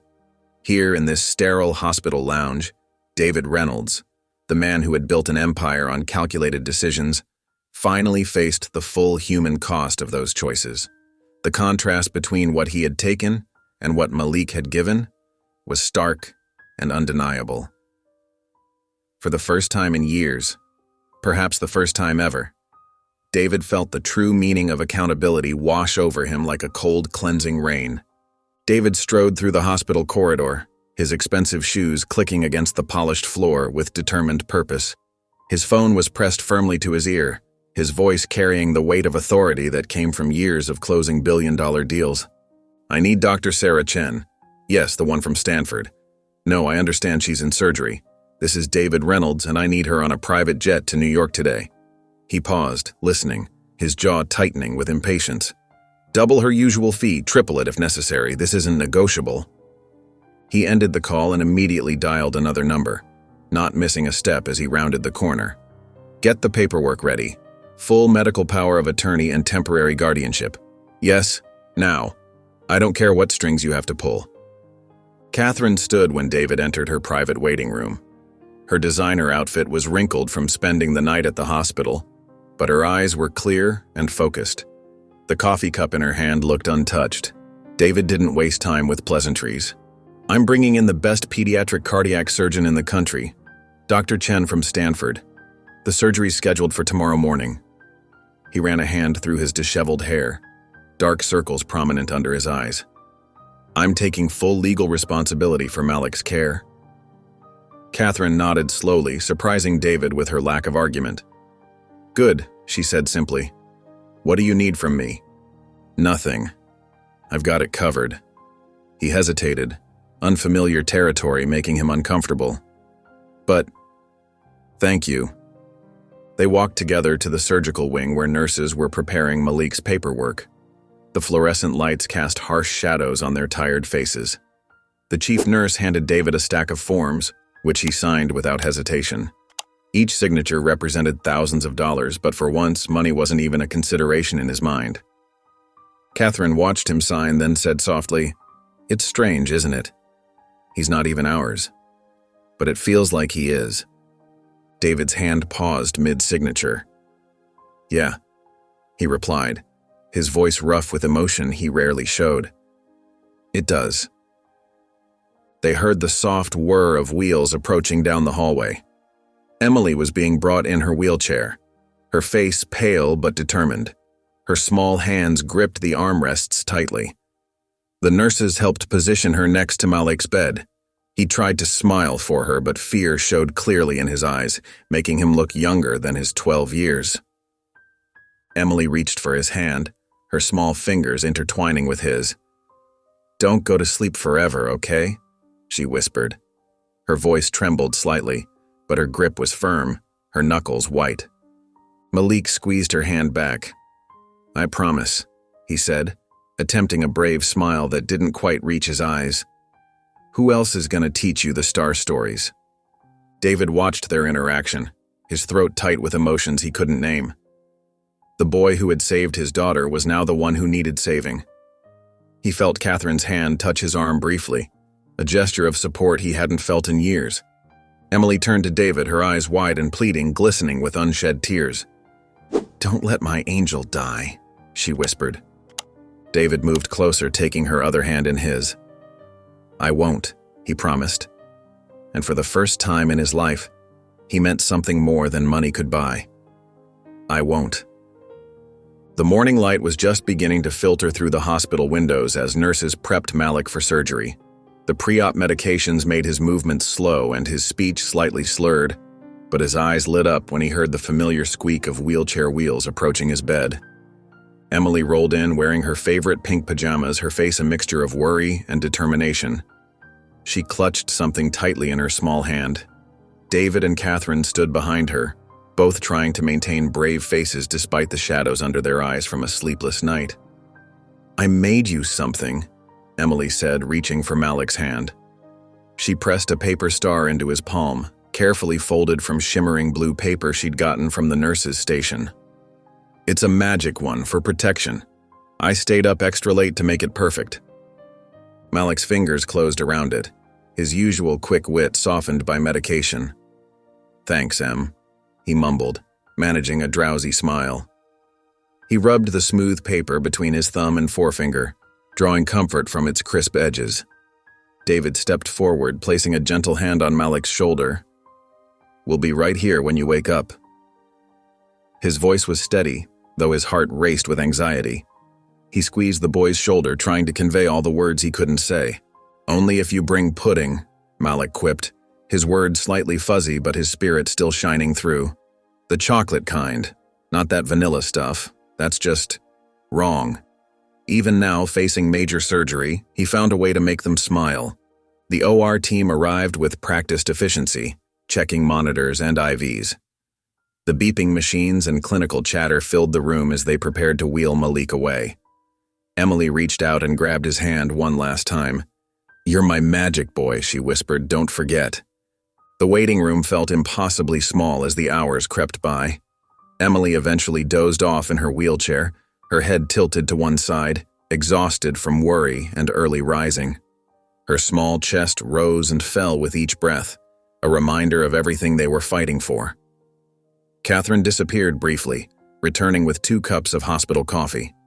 She handed one to David, and instead of taking her usual distant seat, sat down beside him. The silence between them was different now, less bitter, more shared. David stared into his coffee cup, his shoulders heavy with a weight that went beyond today's surgery. The steam rose between his fingers, warming his face. "I need to tell you something," he said, his voice barely above a whisper. "The policy that killed his mother. I approved it." The words felt like stones in his mouth. "Cost-cutting at Mercy Cross. She died in the waiting room because of my signature, because I thought numbers mattered more than people." Catherine's intake of breath was sharp, but when David finally looked at her, he didn't see the anger he expected. Instead, her face held a complexity of emotions he hadn't seen since before their divorce. Her eyes softened with something that looked almost like forgiveness. "You're here now," she said simply, her hand finding his arm. "That matters too. We can't change the past, but we're all different people now." Every time Sandra appeared in the doorway for updates, David's whole body tensed. His coffee sat forgotten, growing cold as the minutes ticked by. Each time she offered reassuring smiles and steady reports. Still stable. Everything's going according to plan. "Dr. Chen is one of the best. He's taking good care of our boy." Emily stirred occasionally, asking about Malik, then drifting back to sleep, the paper star she'd made for herself clutched tightly in her hand. The creases were starting to soften from her warm grip. As the clock approached noon, footsteps in the hallway made them all look up. The lead surgeon entered, still in his scrubs, his surgical cap in his hands. David and Catherine rose together, Emily blinking awake at the movement. The surgeon's gentle smile broke through the tension like sunlight through clouds. "He made it," he announced. "He's going to be okay. The procedure went even better than we expected." The relief that flooded the room was almost physical. David's knees weakened, Catherine's hand flew to her mouth, and Emily's face broke into a brilliant smile that lit up the sterile waiting room like nothing else could. The morning sunlight streamed through the recovery room windows, casting a warm golden glow across Malik's face as his eyes fluttered open. The steady, rhythmic beep of monitors filled the quiet space, and clear IV tubes snaked from his arm to nearby machines delivering medicine drop by drop. Emily was already there, fast asleep in her wheelchair beside his bed, her small hand resting near his on the crisp white sheets, her chest rising and falling with each peaceful breath. David sat hunched in a corner chair, his expensive suit jacket draped carelessly over the back, silk tie loosened at his throat. Dark purple circles under his bloodshot eyes suggested he hadn't slept in days, but his gaze remained fixed on Malik with an intensity that spoke of both deep concern and crushing guilt. He hadn't moved for hours. "Told you I was magic," Malik croaked, his voice rough and scratchy from the breathing tube they'd removed hours earlier. Despite the pain medication clouding his system, a hint of his usual spark flickered in his tired eyes, stubborn and resilient. David rose slowly and walked to the bedside, his designer shoes making soft, squeaking sounds against the linoleum floor. His hand trembled slightly as he placed it over Malik's. The touch was gentle, hesitant, so different from his usual commanding presence. "There's something I need to tell you," he said softly, careful not to wake Emily, glancing at her sleeping form. Malik watched him, suddenly looking older than his 12 years, wisdom beyond his age etched in the lines of his face. David took a deep breath that shuddered through his chest and began speaking, his voice barely above a whisper. He told Malik everything, about the hospital acquisition, the cost-cutting policy he'd approved with a careless signature, The real reason Shanice had been forced to wait that fatal night in an overcrowded emergency room. With each painful word, his shoulders seemed to sink lower under the weight of responsibility. Malik remained silent throughout the confession, his face unreadable, only his eyes revealing flickers of pain. The only sound was the steady rhythm of his heart monitor and Emily's soft, innocent breathing.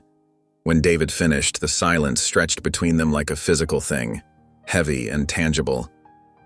Finally, Malik spoke, his voice steady despite its weakness. "I should hate you." His eyes drifted to Emily's sleeping form, peaceful and trusting beside him, her small fingers twitching in dreams. "But I don't. Because she doesn't." Tears welled in David's eyes and clung to his lashes. "I'll spend the rest of my life making it right," he promised, his voice breaking into pieces. "Whatever it takes. Whatever you need. I swear it." David reached into his jacket pocket and withdrew the worn photograph he'd found in Malik's backpack. He placed it carefully on the bedside table, propping it against the water pitcher where Malik could see it. Shanice's beautiful smile beamed out at them, her arms wrapped protectively around a younger Malik, love radiating from her face. "No one's forgetting her ever again," David said firmly, finally letting go of the shame that had been crushing him and replacing it with renewed purpose and determination. The morning light continued to warm the room as the three of them sat together. Emily sleeping peacefully with her long lashes resting against her cheeks, Malik processing everything he'd learned with quiet dignity, and David standing guard over them both, ready to begin making amends for a lifetime of wrongs. The morning sun cast long shadows through the hospital boardroom windows as David Reynolds straightened his tie and took a deep breath. This time, there was no rage in his steps, no desperate demands, only quiet determination. He carried a leather portfolio containing 2 documents that would change everything. His hands trembled slightly, not from fear but from the weight of the moment. The board members shuffled in their seats as David laid out the papers. First, his formal letter of resignation from the hospital board. Then, a detailed proposal for the Shanice Carter Indigent Care Fund. The room fell silent as they read through the documentation, the only sound the occasional turning of pages and clearing of throats. $10 million of my personal funds will seed this initiative, David explained, his voice steady. Every Reynolds Realty healthcare property will implement a new universal care policy. No one, child or adult, will ever be denied emergency treatment due to inability to pay. Not now, not ever again. Dr. Harrison, the board chairman, adjusted his glasses. "This is unprecedented, David. The liability implications alone are already handled," David cut in smoothly. "My legal team has structured this as an independent foundation. The hospital faces 0 financial risk. I'm also establishing an oversight committee comprised of community healthcare advocates and medical professionals, people who understand what families really need." The board members exchanged glances. This wasn't the same David Reynolds who had stormed their meeting days ago, threatening to pull funding. This was a man transformed by something deeper than money could touch. The shift was palpable in the room. David continued, "The fund will prioritize pediatric emergency care, but it will expand to cover all critical care needs as funding grows. I've already reached out to other real estate developers to match contributions. This is just the beginning." Outside in the hallway, Catherine waited by the elevator, her designer handbag hanging loosely at her side. When David emerged from the boardroom, she took the papers he offered and reviewed them carefully. A small smile crossed her face as she read the details, her eyes lingering on the name Shanice Carter. "That's more like it," she said simply, handing them back. The words carried the weight of years of disappointment, but also a flicker of pride. For the first time since their divorce, she looked at David and saw the man she'd once believed in, the man she'd married all those years ago. They walked together toward Malik's room, David carrying a large art supply kit under his arm. The halls seemed different now, not just sterile corridors of commerce, but pathways of possibility. Every patient room they passed represented a life that could be saved by this change, a family that wouldn't have to suffer like Malik had. When they reached Malik's door, David paused. Through the window, he could see the boy sitting up in bed, sketching something on a hospital menu with a borrowed pen. Emily sat nearby in her wheelchair, offering creative suggestions, her smile brighter than it had been in months. David entered, setting the art supplies on Malik's bedside table. The kit was professional grade, dozens of colored pencils, markers, sketch pads, and watercolors. The kind professionals use, not just a children's toy. Malik looked at the elaborate gift and raised an eyebrow. "You trying to buy me again?" he asked, but there was a playful tone in his voice now, not the defensive edge it once carried. His fingers already reached toward the supplies. David shook his head, pulling up a chair. "Nope, just trying to give you a blank page." He opened one of the sketch pads, fresh and clean. We all need those sometimes. A chance to start over, to create something new. The moving truck's engine hummed softly outside the elegant apartment building on East 78th Street. Inside, the freshly painted walls of the spacious three-bedroom apartment were lined with cardboard boxes. David Reynolds stood in the doorway of what would be Malik's new room, watching as the 12-year-old carefully arranged his books on a gleaming wooden shelf. "Magic boy, come see my room," Emily's voice echoed down the hallway. She had already covered her walls with vibrant butterfly decals and hung twinkling fairy lights around her bed. Her asthma medication sat neatly organized on a small table, but it wasn't the focal point anymore. That honor belonged to a wall-sized collage of family photos she'd insisted on creating. Malik grinned and set down the astronomy book he'd been holding. "Coming, Em." He paused at the doorway, glancing back at his own space. The room was larger than any he'd ever had before. A telescope stood by the floor-to-ceiling window, its lens catching the afternoon light. Above his bed, glow-in-the-dark stars formed constellations, some real, some imagined, just like the stories he'd shared with Emily in the hospital. David moved to help unpack another box labeled school supplies.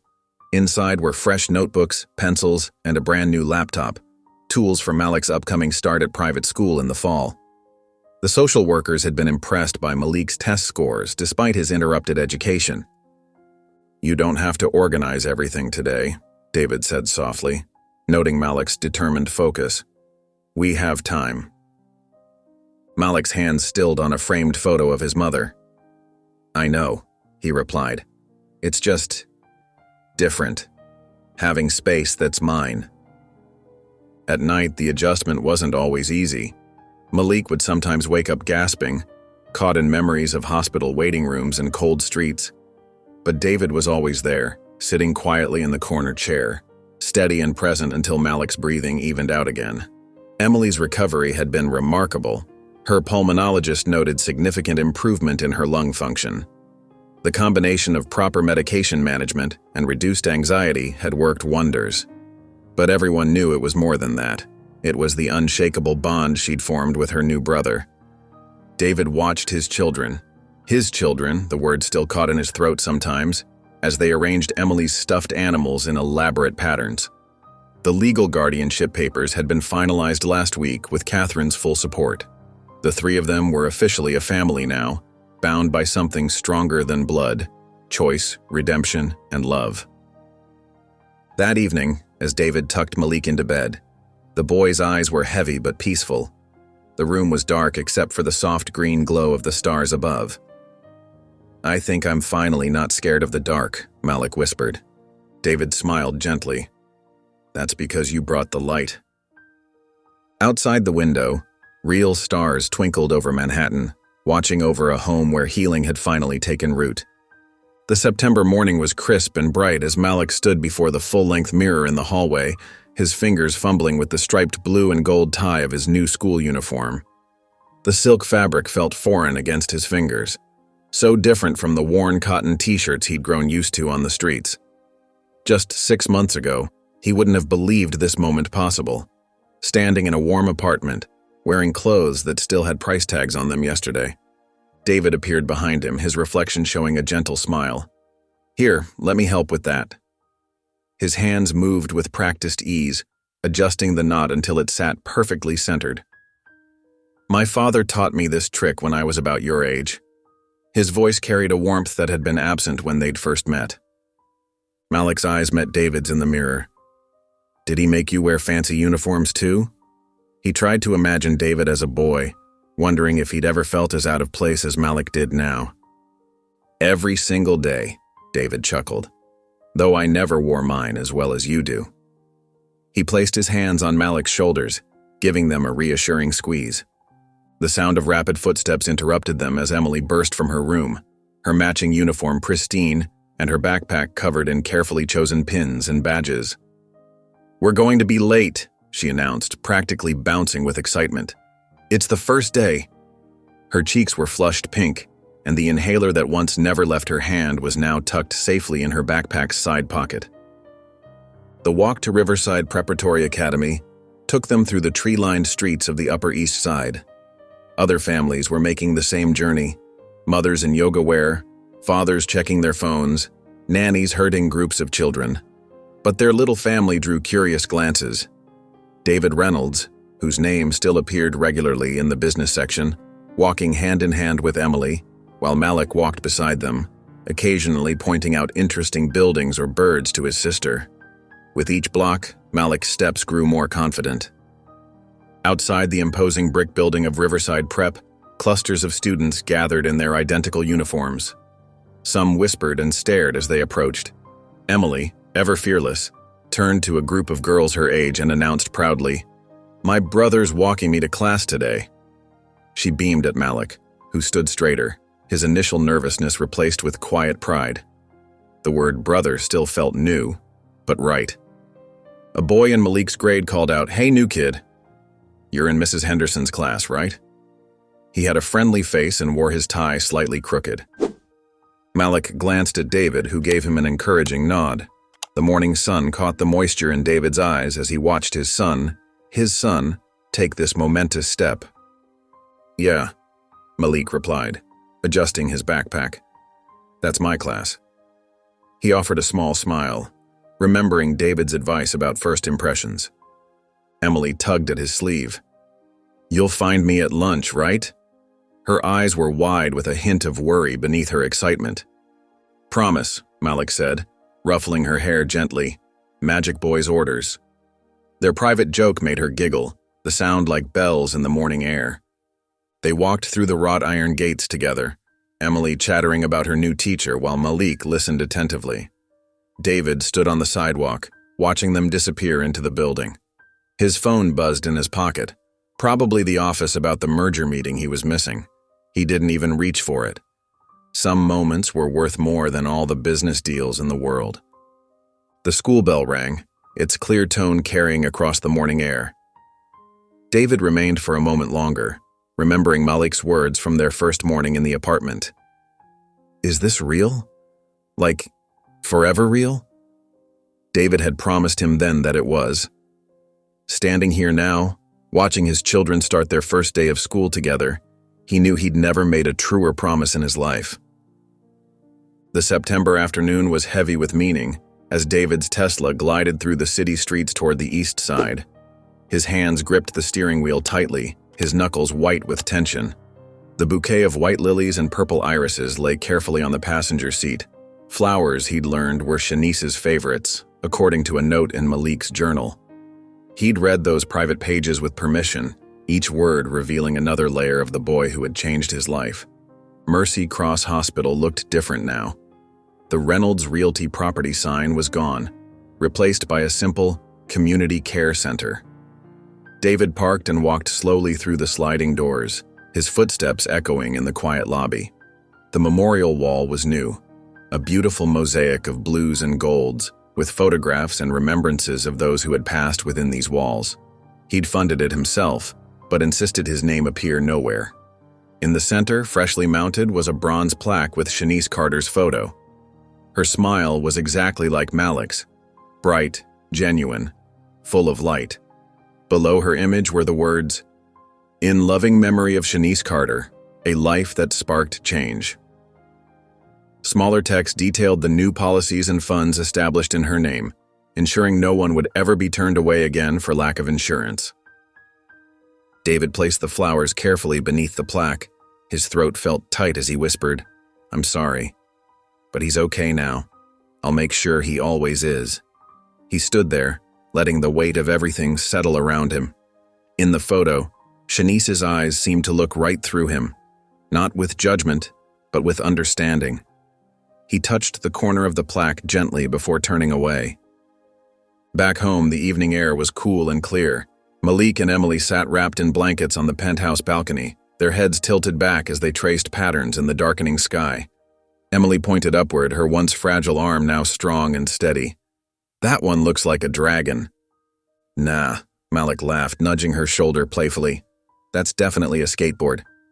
See the wheels?" David stepped out onto the balcony, carrying 3 steaming mugs of hot cocoa topped with mini marshmallows. "Room for one more stargazer?" he asked, his voice softer than it had been in his old life. They shifted the blanket, making space between them. David settled in, passing out the mugs. Emily immediately started showing him their made-up constellations: the magical puppy, the dancing tree, the flying basketball. Her breathing was clear and easy now, no more gasps or wheezes. The city hummed below them, but up here it felt like their own private universe. Malik leaned against David's shoulder, his voice soft but sure. "This is what a real family feels like." Emily nodded, curling closer on David's other side. "We found it." David looked at both of them, these children who had taught him more about love than all his years of success ever had. His eyes glistened with unshed tears. His voice was quiet but filled with certainty as he replied, "No, we made it." Above them, the stars continued their ancient dance, twinkling with the same light that had watched over them all through their journey, from strangers to healing to family. The same stars that had heard Malik's prayers in the hospital, Emily's wishes for breath, and David's silent promises of change. Now they witnessed this moment too, 3 hearts beating as one under the vast New York sky. If you enjoyed the story of David, I handpicked this next story that you will enjoy. Please don't miss this one. Click here to watch it, for the vast New York sky. If you enjoyed the story of David, I handpicked this next story that you will enjoy.